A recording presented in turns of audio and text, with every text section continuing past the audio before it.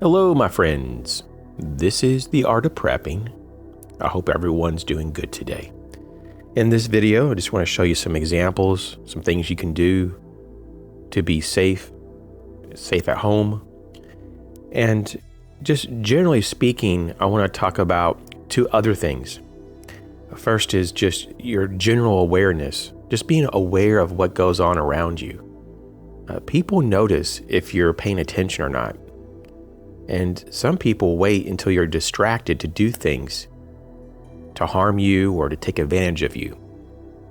And so this is what I do, in particular when I'm in public, but I try to do this also just around the house, just to kind of reinforce this habit, is that I keep my phone in my pocket. I try not to be on my phone when I'm walking around, and I keep my head up. You know, a lot of people these days, they've gotten into a bad habit of having their head down because their head is looking at their screen on their phone. But I've been, reversing that bad habit, and now I'm getting to the point that more times than not, my head is up, and I try to look around every few minutes. Just look to the right, look to the left a bit, and just kind of take in my environment. I also just try to pay attention to things visually, more so than I used to. Just kind of really see what is normal, and then over time, if things don't add up and things don't look like they normally do, then that could be your first clue that something's wrong. And use your ears. Don't be afraid to listen. See what you can hear. Sometimes, we're so used to just being around a bunch of people or a bunch of noise that we kind of tune things out. But we have these amazing detectors. We have these ears, and you can hear a lot of stuff if you actually focus and you just concentrate. And, a person might be having a conversation 10, 15, even 20 plus feet away from you, but you might be able to hear everything very clearly if you just focus and you just kind of pay attention to what they're saying. And I'm not saying eavesdrop on people, but if you're in line, for example, if you're in line and you're waiting to be served or whatever the situation is, and maybe over there across the room, there's a couple talking, and maybe they're saying things that are kind of bizarre, or maybe one of the individuals is getting more aggravated, and maybe they're starting to be, physical in certain ways. Maybe they just threw something at someone, or maybe they're starting to shout. These are things to be aware of. Things can get really intense really quick. Especially these days, people just seem like they don't have the ability to deal with frustration and anger, and people are stressed out more than they normally are.